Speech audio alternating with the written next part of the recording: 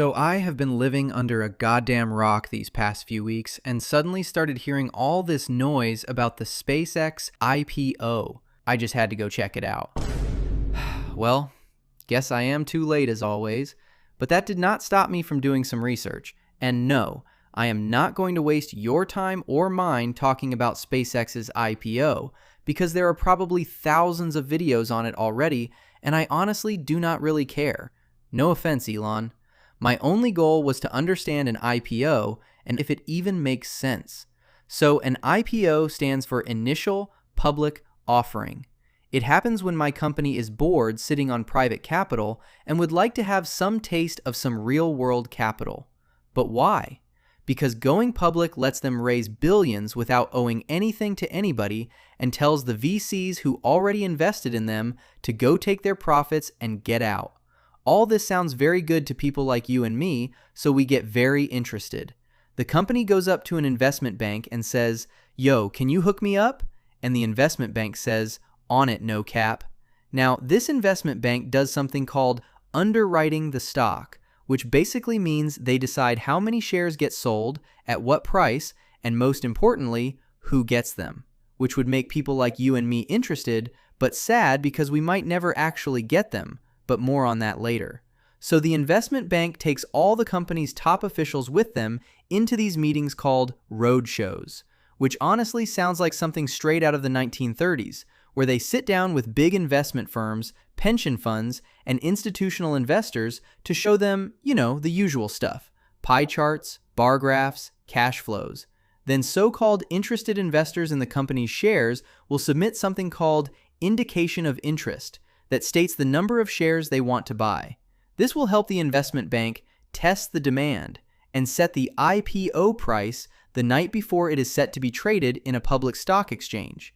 Then the company will break itself up and allocate their shares to these investors, which is called IPO allocation.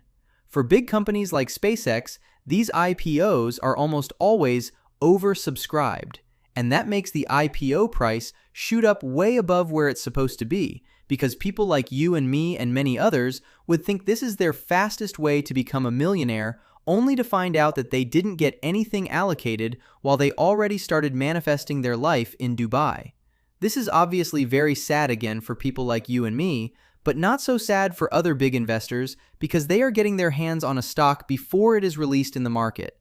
Now, for the 100th time, people like you and me, we would think we can just buy the stock at market price on the first trading day.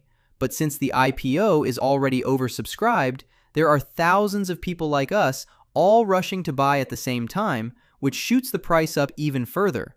So the price you actually pay on day one is almost certainly going to be higher than the already expensive IPO price. Let's say there is a company called Zorblox that has agreed with the SEC to list its IPO on June 27th.